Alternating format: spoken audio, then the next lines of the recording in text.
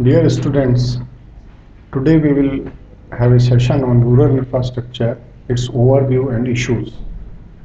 In this session, we will discuss about definition, the concept of infrastructure, the components of infrastructures, what are the costs involved, what are the benefits involved, which agencies are implementing, and what are the main components which are lacking or they need attention in India.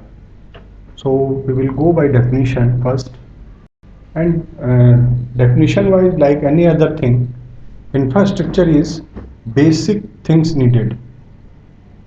Basic structure needed for doing anything is infrastructure. And rural development is nothing extra. Rural development means what is needed for developing a rural area. And we can understand that agriculture is one of the most important activity in rural area. So whatever is needed for crop production and agriculture is a basic component of infrastructure. Another thing, the items required for people living in rural area, maybe their health, maybe their education, all these things, they comprise rural infrastructure. In earlier days, the concept of infrastructure was only hard things like roads, godowns, then bridges. All these things were considered as infrastructure. Now the concept has been widened, and the soft components like health, education, communication, law and order, technical know-how, everything is considered as an infrastructure. But when we talk of rural infrastructure, there is difference between urban and rural areas. And difference is very wide. It is not a narrow difference. Now we will go point wise. If we consider the density of population, the density of population in urban areas is 16 times more than rural areas. Another thing is the overall population. Overall population in rural area is less than 300 persons per square kilometer. Then income level of rural people. The income level of rural people is much lesser than the income level of the urban people, and similarly the disposable portion of income is also different. In Indian scenario, the income of rural people and disposable income, they are very, very low. So these points, all these points have to be considered at the time of designing any infrastructure project. And how these points are important? Consider telecommunication. In urban areas, we can lay the telephone lines, we can lay cables, we can provide every type of thing. Because of density of population, lot of people will take connection and cost of this infrastructure will be covered. But in rural areas where density of population is very low, we need to provide something different. And wireless technology is considered to be one of the most viable solution in case of communication. Go for sanitation. In urban areas, we can provide sewer lines. For water supply, we can provide piped water. But in case of rural area, if we go for sewer lines, sewer line will not be effective at all, because discharge in a line will be much less, and all the waste will be accumulated in the line itself. It will not go for disposal. So individual septic tank, individual water point, they are the solutions in rural areas. Average size of human settlement, when it is less than 2000 persons, then every infrastructure component has to be designed with this consideration. If we consider the income level, The purchasing power, we have already discussed that rural people have much less disposable income. What does it implicate? It means that cost of services in rural areas should be planned in such a manner that people can afford it.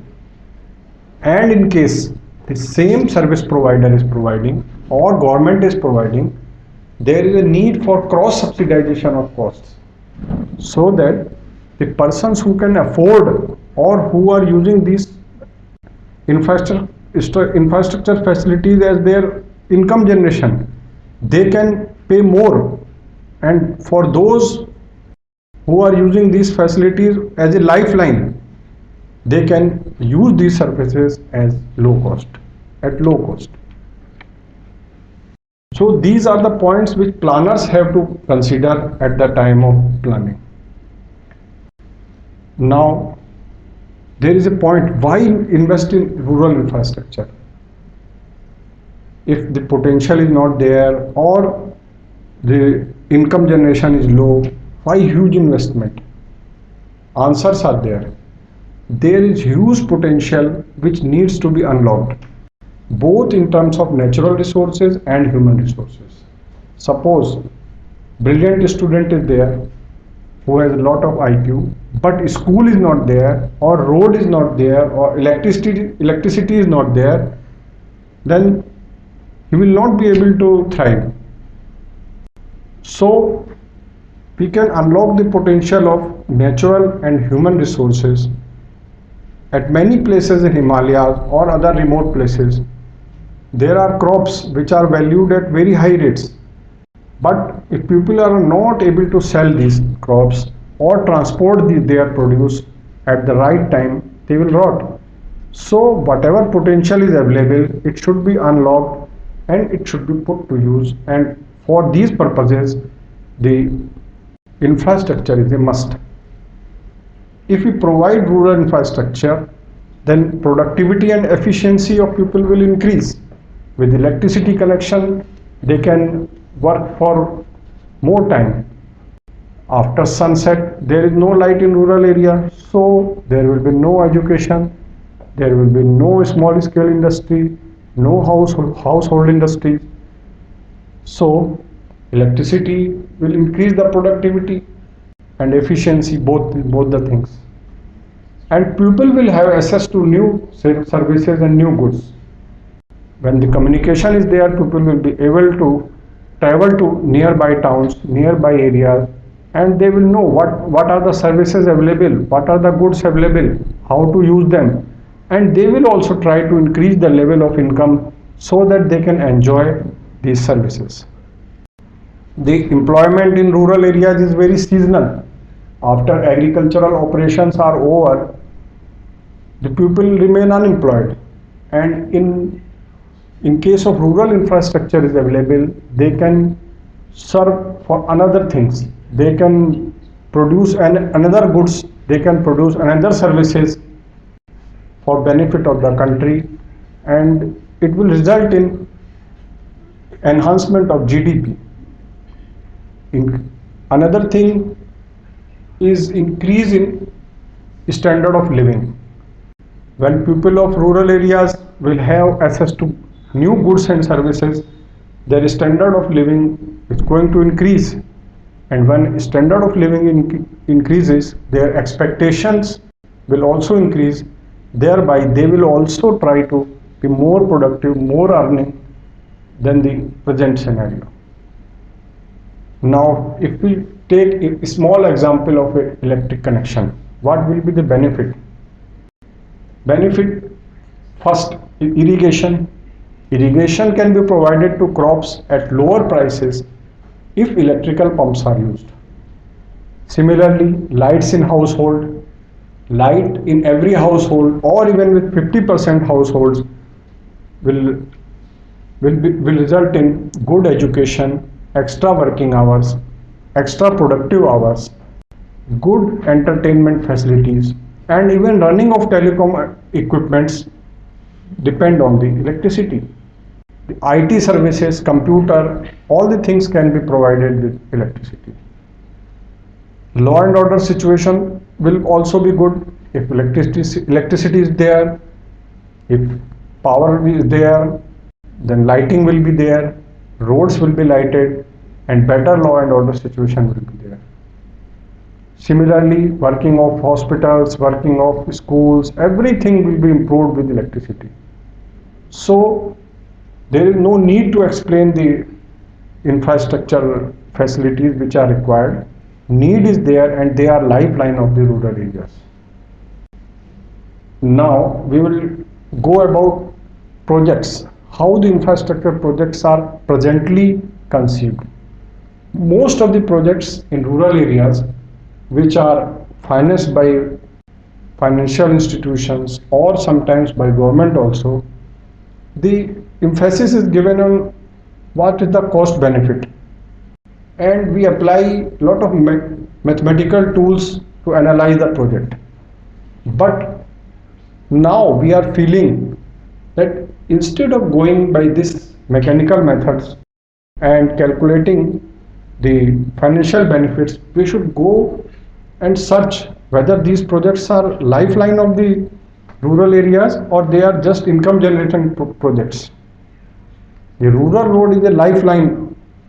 The electricity connection is a lifeline to rural area. Whether it, in some cases, it may not prove to be beneficial on paper, but a small road of 0.5 kilometer, 1 kilometer or 1.5 kilometer will make lot of difference in life of the rural people.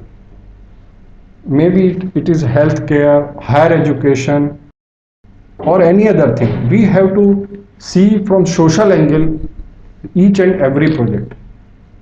We should not only consider the financial or economic angle at the time of analysis of a project. Now we will discuss something about design of projects. Design means overall expectation, overall investment, overall facilities which we need from a developed project, means post development stage what we will need.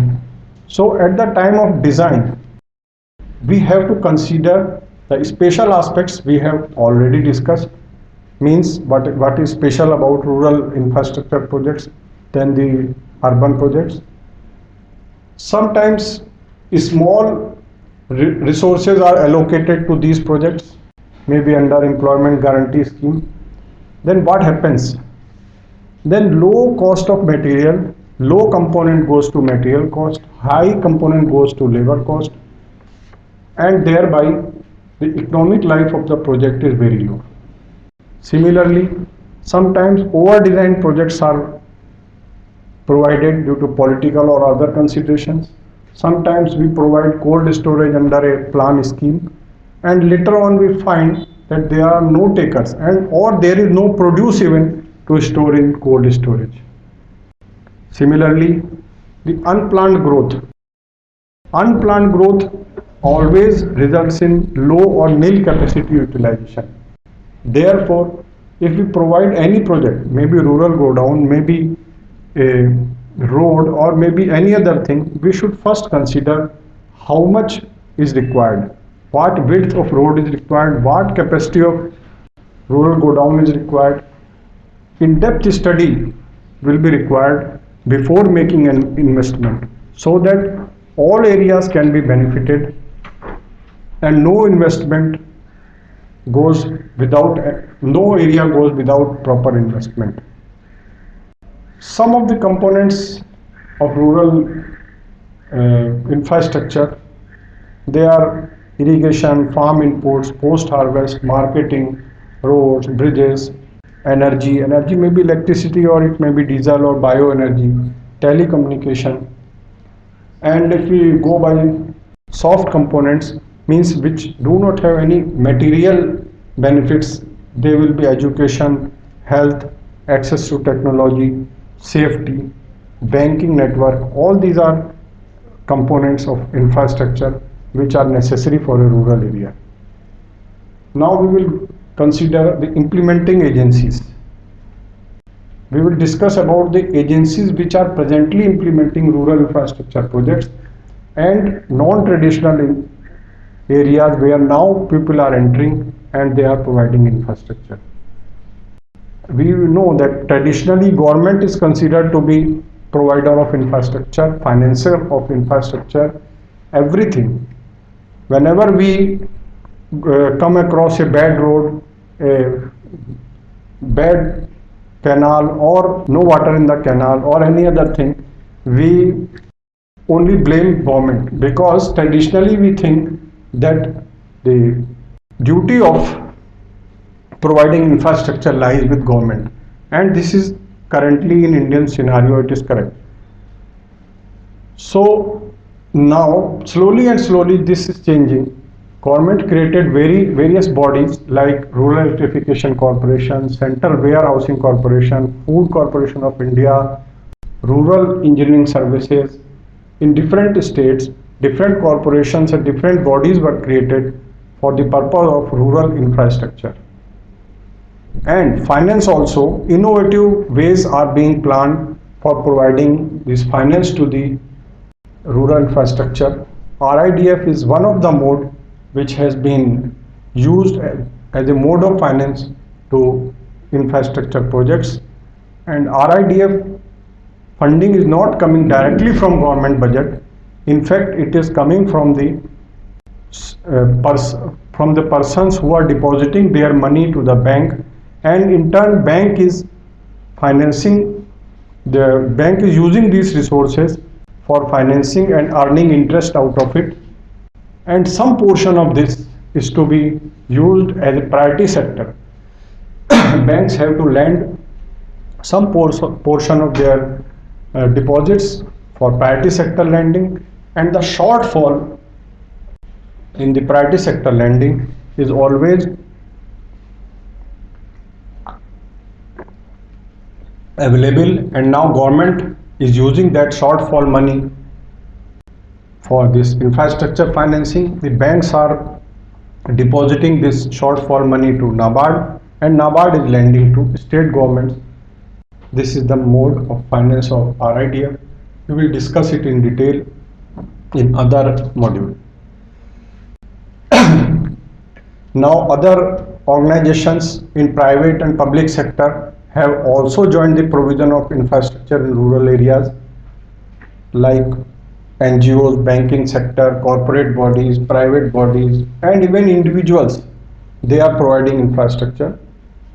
Some reform movements are there in Maharashtra, in Gujarat, and Uttaranchal also, where individuals have formed associations to provide infrastructure in irrigation, in land development, in forestry, and some multinationals like ITC, PepsiCo, and Cargill, they are also providing infrastructure, maybe for their own benefit, but in turn rural people are also benefited in this course. They are providing seeds, they are providing technology, and they are buying the produce also.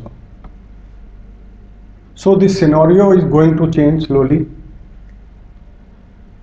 The other issue which is very important in development of infrastructure is scientific and planned approach. In earlier times, the rural area and the infrastructure was not given very emphasis which was required. So the projects were generally implemented under poverty alleviation or employment generation schemes. So some schemes were Kaam Ke Badle Anaj Yojana or some drought relief schemes. In such schemes, the roads were built, some canals were also built, but the main emphasis was giving employment to the local people. During this process, the skilled labor was not used because employment was to be given to local people only. The component of material was less, more emphasis was on giving employment to people. So these investments slowly they have gone waste, and the infrastructure created by these investments have gone waste. Next issue was in these schemes was supervision. These small schemes were supervised by either local bodies or the Panchayati Raj institutions. They have no capacity or no technical know-how how to go about these. The planning was not proper, the place was not proper elevations and proper sections were not given in roads, and sometimes the roads were washed away even in a single rain. Inter-department coordination was not there. In some cases in Rajasthan, under drought relief funds, PHCs and school buildings were made, but later on teachers and doctors were not available for these PHCs or schools. Drainage was not completed in the roads. Roads were made without any drainage provision, and during rains these roads were washed away. We also know that lot of plantation drives were taken, but they were not backed by the watering arrangement, and the plantation done all the gone waste, dried, and money was not at all used for the purpose. So it is very important to plan these projects in scientific way and implement these projects in scientific way, and their supervision, the know-how, everything should be planned before putting money in the projects. Maintenance of already created infrastructure, it is another issue. We see dilapidated roads, we see the PHCs, school buildings, panchayat buildings with broken plaster, broken doors, no whitewashing, leaking roofs, everything is there. This is lack of maintenance funds. Infrastructure has been created under some or other scheme, but there were no funds for maintaining these infrastructures. Similarly, consumables and manpower was not provided, only buildings were made in case of some school, in case of hospital buildings especially. If manpower is not there, the hospital building is of no use. Sometimes manuals were made on the basis of some study and local materials were not used, or local material which was not at all useful was put to use without any knowledge. Some wrong stone, some raw stone or other things which were locally available but not suitable, they were used.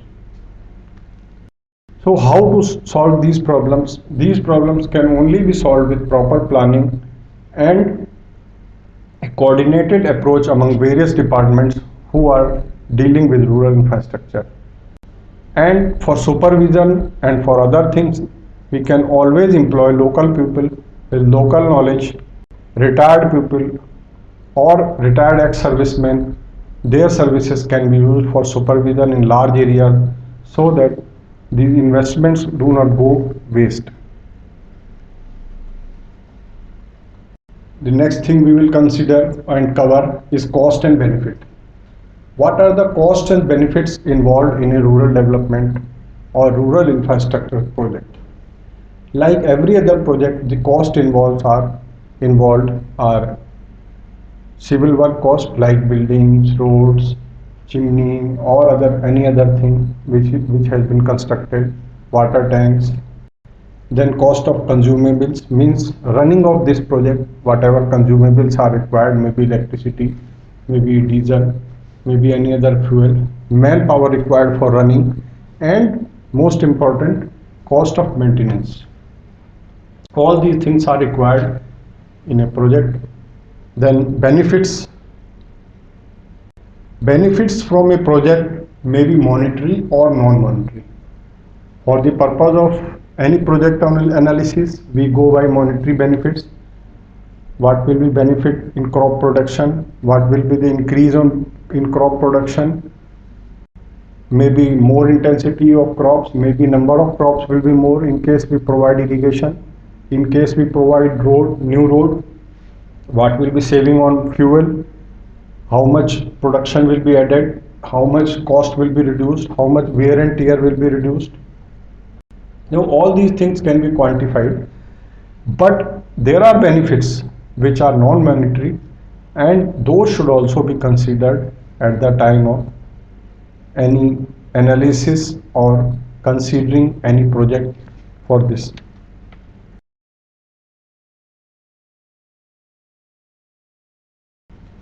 So we have already discussed the importance and the present scenario of rural infrastructure projects in area. Now we will discuss point by point the components of rural infrastructure. First and foremost component of rural infrastructure is irrigation, because entire economy of rural area depend on irrigation, because agriculture is the main source of income of rural people, and irrigation is the basic requirement of any agriculture activity. Though most of the India is having monsoon type of rains, but artificial irrigation is needed in any of the area, because monsoon is not dependable source of irrigation, and many times it fails, sometimes it is delayed, sometimes it is heavy or less than required.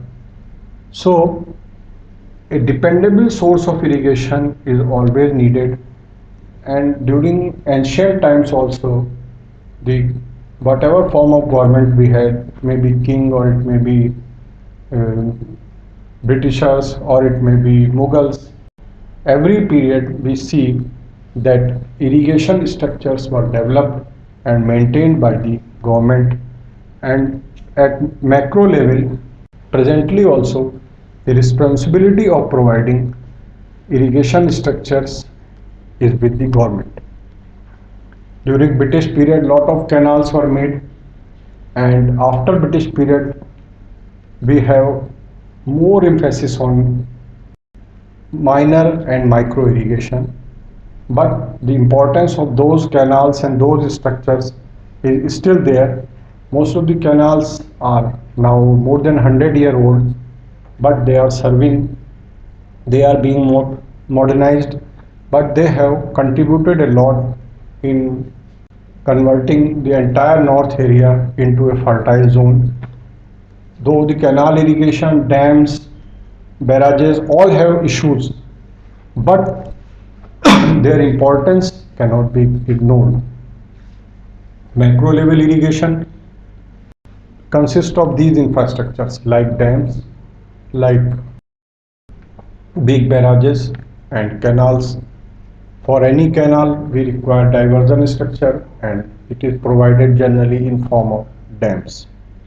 They have their own issues, because water has to be transported from a long distance. Losses are there in canal bed. It increases water table in nearby areas. Environmental problems are there. People are displaced at the time of construction of dams. Lot of area is submerged. Lot of environmental problems are there. Wildlife is displaced. Drainage problems are there. So big irrigation projects have lot of disadvantages as compared to the small irrigation projects, but they have their own importance, because they can store the excess water, they can provide and divert water to areas where there is no rain, where there is no groundwater, like Rajasthan. So big irrigation projects, though they are losing the importance these days, but they have relevance, and their importance cannot be ignored totally. And for some areas, these are the only solutions. Big irrigation is the only solution in some areas where we don't have groundwater or we don't have rains. The another problem with big irrigation projects is security, because dams can play havoc. Dams can cause a lot of problems. They can wash out entire cities, entire habitat downstream in case of earthquake, or in case of enemy attacks. Nowadays, after considering various aspects of cost and benefit, the government is giving most emphasis on minor irrigation. Minor irrigation has lot of advantages, but the only problem is that it is not supported by any legislative framework which can be enforced. Going by benefits, before going to benefits, we will consider what are the components of minor irrigation.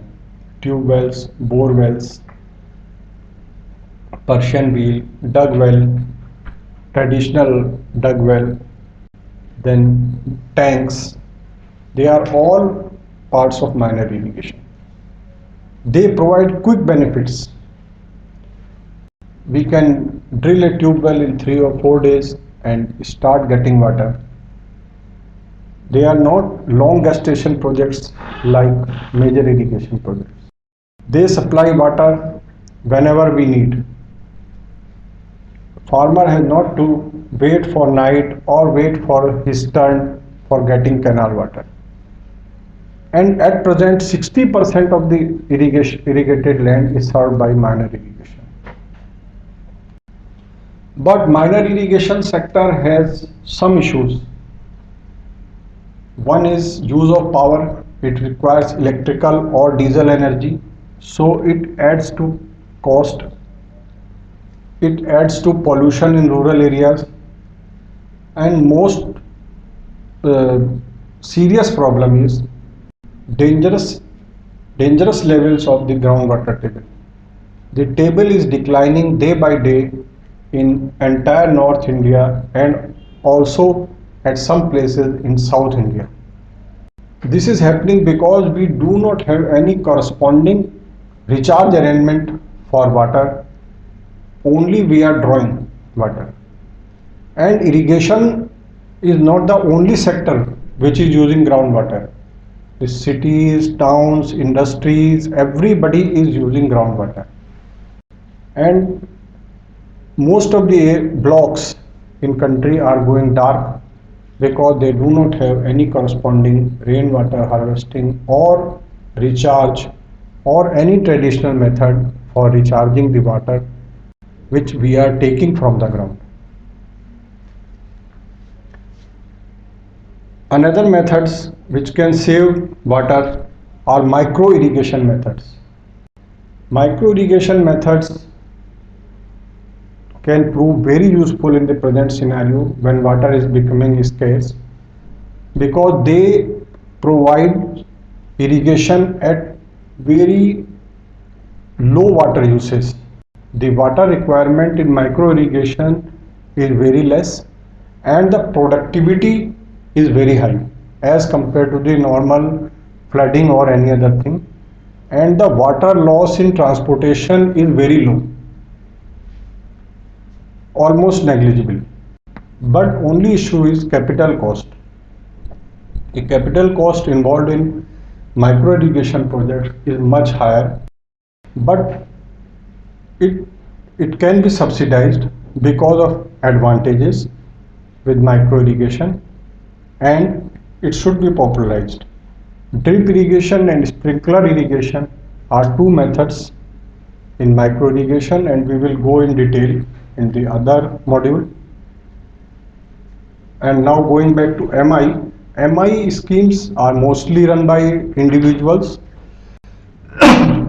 Only few deep tube wells are financed and maintained by government, and tube well corporations are doing this job.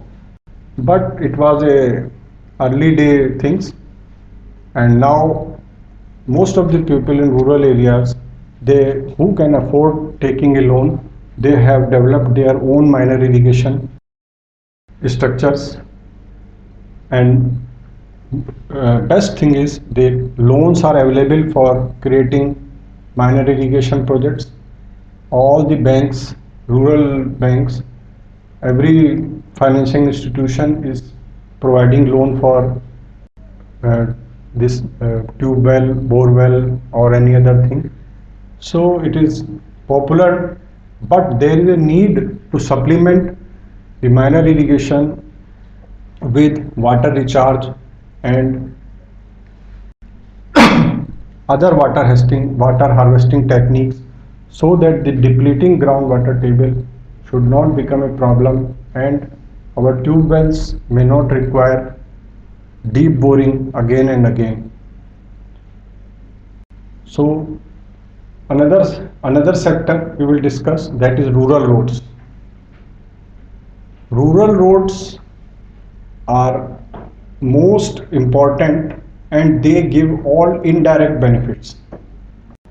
There is no direct benefit from rural road, and which can be calculated in terms of money directly, like irrigation.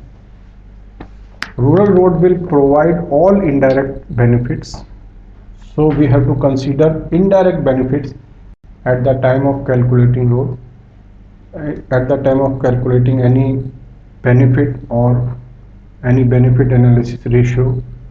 And so another thing is, it is a social and economic investment. How it is social and economic investment? Because it increases social and economic activities in rural areas. If there is a good road, people can travel, they can mingle with each other, they can go to other places easily, the children can go to school and needy persons can go to hospitals in a short time. So it is considered as a social investment. And from economic point of view, it is very important because these roads are considered as arteries. Once people produce, import or any other thing cannot move from one place to another place, there will be no development. Roads as important in urban infrastructure, equally important they are in rural infrastructure. They result in increase in productivity for both sectors, farm sector and non-farm sector. Farm sector, people get inputs in correct time with less loss. They can sell their produce quickly whenever required. There will be low wear and tear in their vehicles, their cars. They can go to any place to sell their produce.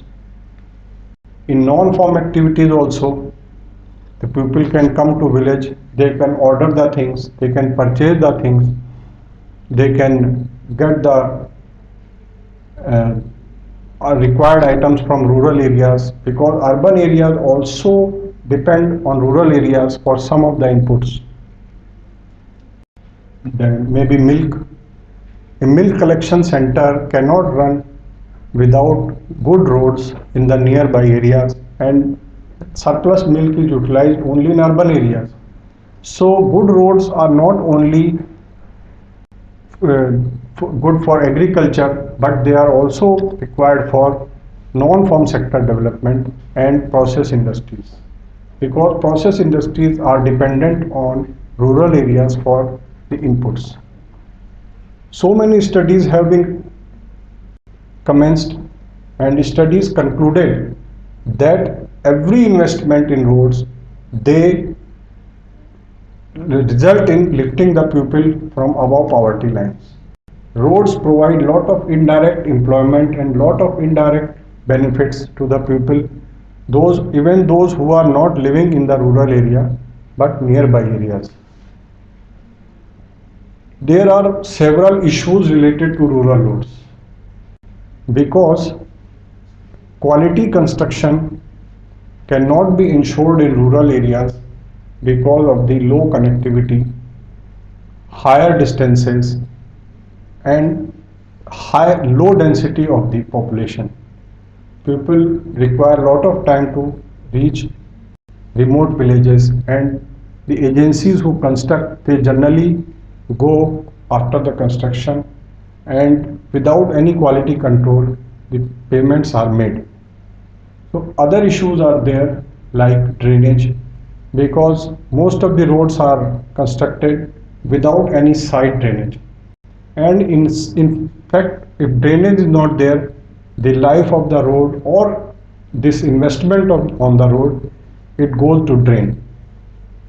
Whatever is constructed, it is wasted during monsoon season. Then important issue in Indian scenario is due to carts.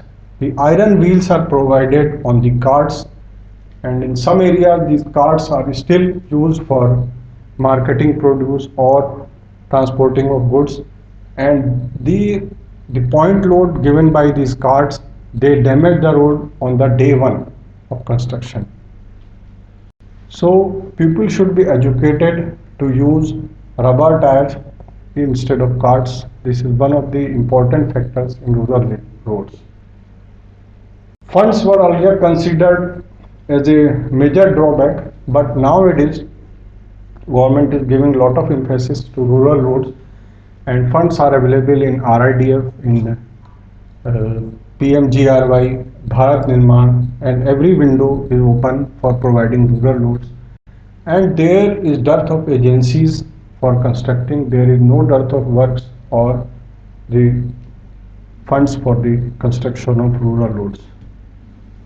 The one issue which we have already discussed was unskilled persons in the construction of roads, which were constructed or being constructed in poverty alleviation programs.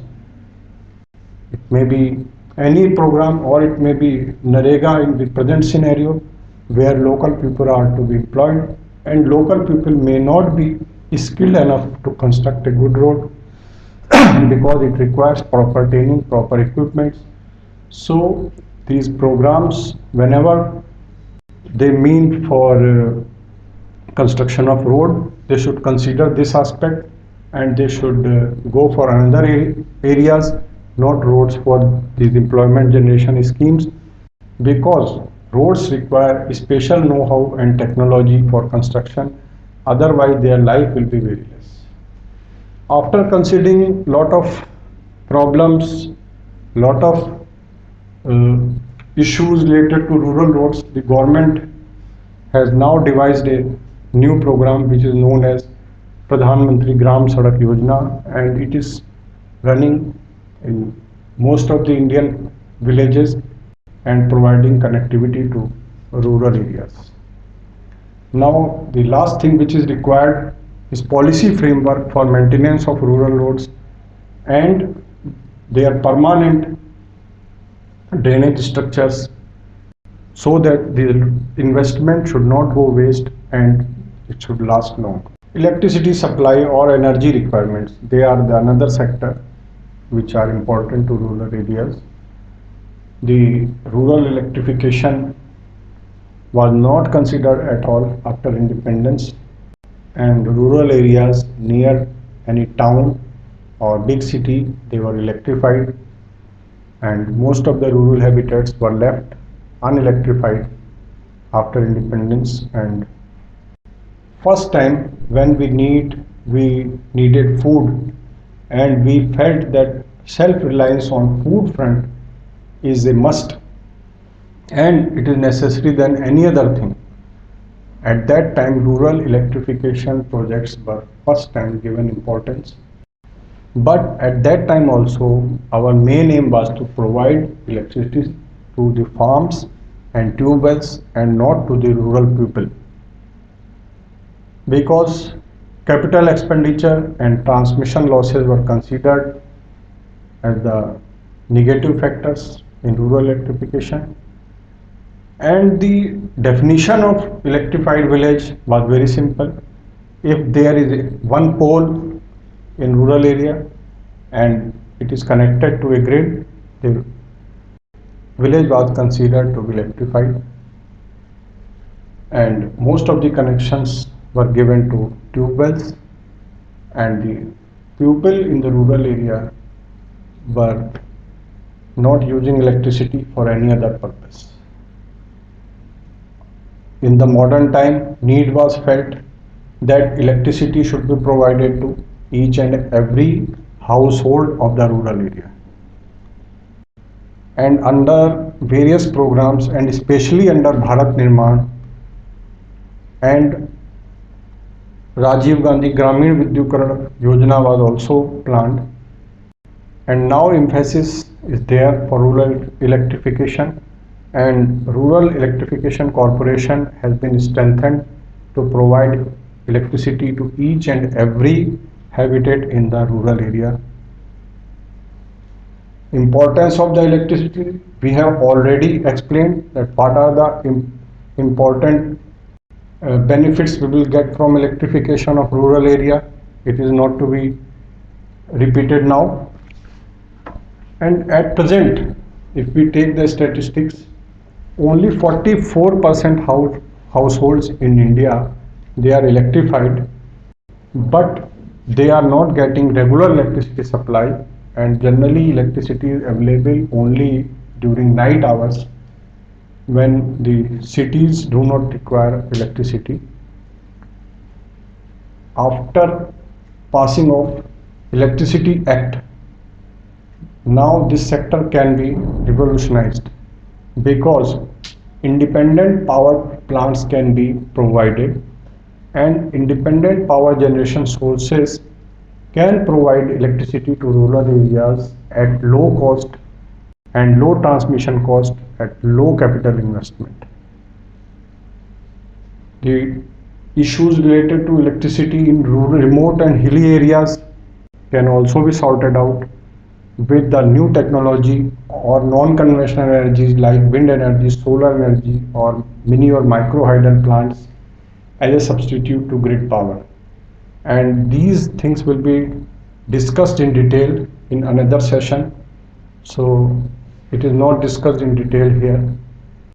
And there is a need for research and development in this area because we want to electrify all the villages by 2015, and it cannot be done without proper R&D. With the present technology, it seems to be almost impossible or difficult. So lot of investment is needed in R&D in this sector so that remote villages and each and every area is electrified. Next issue which we discuss, it is drinking water and sanitation. Drinking water need, there is no need for justifying that why drinking water is important. It is important to everybody, each and every human being, whether rural or urban. So we should not discuss. Need is there. Only thing is there how to supply safe drinking water to everybody. Now, at present, what we use in rural areas, most of us we know that hand pumps are the only source which are supplying water in the rural areas, and in the states like Kerala, where population density of villages is very high, in that state some overhead tanks have been made and piped water supply is being given. In areas like Rajasthan, where hand pumps are not possible, water is being supplied to a common point and people are drawing water from that common point. And the most important issue about water supply is that girls and women are the most affected parties due to lack of sanitation and water supply in rural areas. They have to fetch water from far-flung areas, and this results in low education of girl child and other problems related to girl child. So it has been seen, and some studies have concluded, that when water supply is assured in some rural area or village, the education level of especially girls has been elevated. There are issues related to depleting groundwater table because we are using hand pumps only, generally using hand pump in rural areas. And for addressing those issues, we have to educate people about water harvesting as supplement to the present groundwater sources, because most of the Indian areas they receive rain, maybe less or more. So groundwater harvesting can be can be utilized for the purpose of providing water where so clean water is not required, such as washing of household or washing of the clothes, or it can be even used for drinking after filtering and boiling.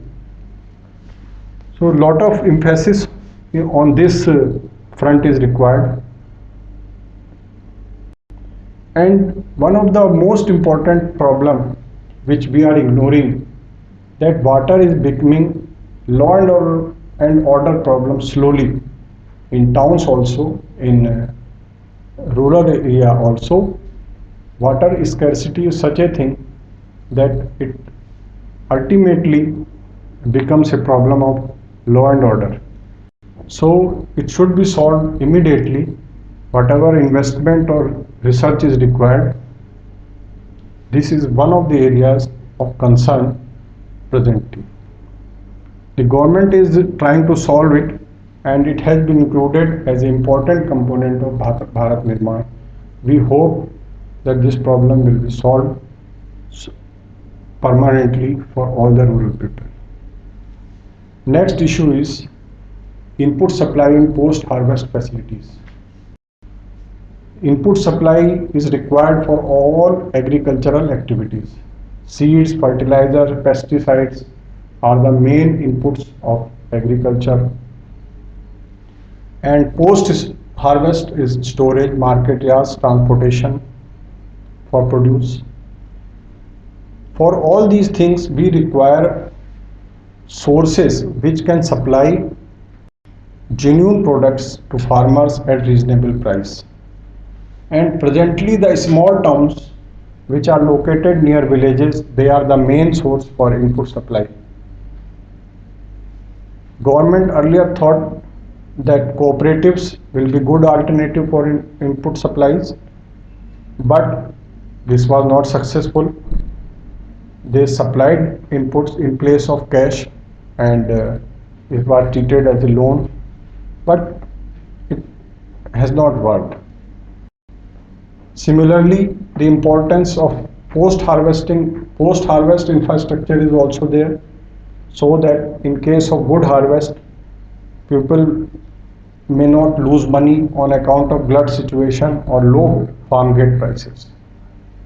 Because in absence of buyers, the farmers are compelled to sell their produce at very low price.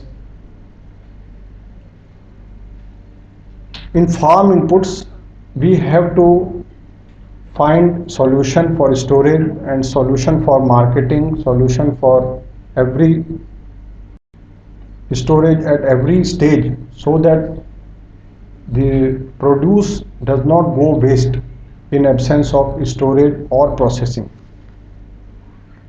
Produce is perishable in nature, farm produce is perishable in nature, that is why it requires much skillful handling than any other thing.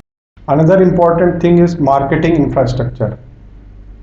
Marketing infrastructure was developed by state governments through legislative framework, and most of the states have legislative framework for this, and regulated markets are being constructed in every state headquarter, and some of the states have developed in these regulated markets in smaller towns also.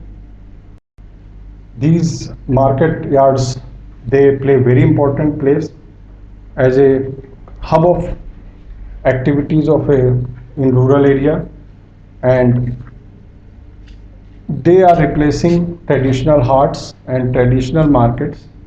But the traditional markets are also very important because they do not require space, and people gather at some predetermined place at some predetermined time, and without any infrastructure construction or use of land, they are able to exchange goods sell the excess produce or purchase the input requirement. So these informal markets can also be developed, and people can be put to lot of convenience and benefits by using these traditional markets and hearts. Telecommunication is another important issue.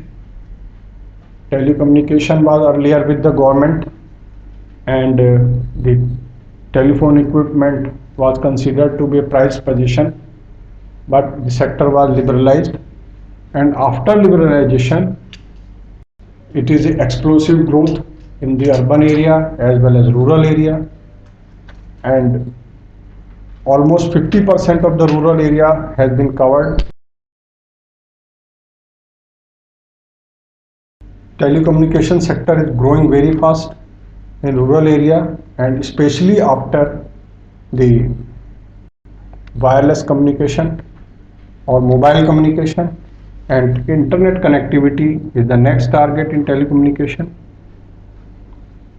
Education is a soft component, health is a soft component, access to technology also, and we have already explained the need for education, the benefits of education, the importance of education, the trained teachers, the school buildings, the consumables, all these things form part of infrastructure for education. For girl child education, especially the rooms, the toilets and the roads going to schools are very important so that they can reach there safely.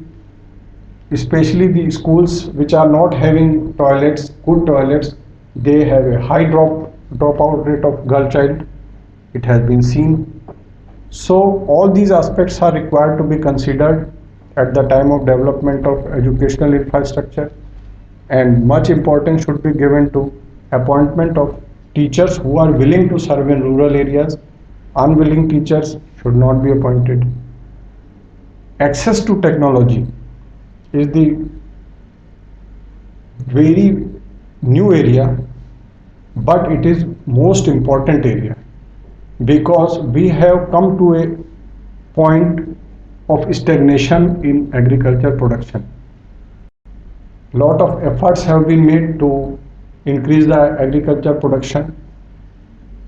Credit have been doubled, thereafter it has been tripled, but there is a stagnation in agriculture production. And now only technological know-how can change this scenario, and increase in the production is required because of increasing population. There is a lot of pressure on land. Every government body, every colonizer, every industry, they want land for one or another purpose.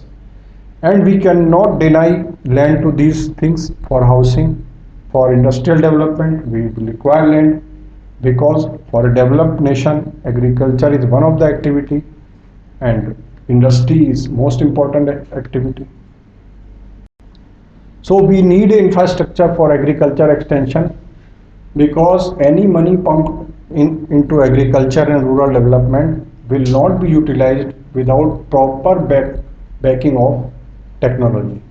So access to technology should be given to farmers, and whatever is developed in lab, it should reach the farmers, and more and more R&D is required so that the green technology can be used in farms, and pesticides and other chemical fertilizers can be avoided because they are being counterproductive. They are reducing the fertility of land, and they are also detrimental to health of the farmer.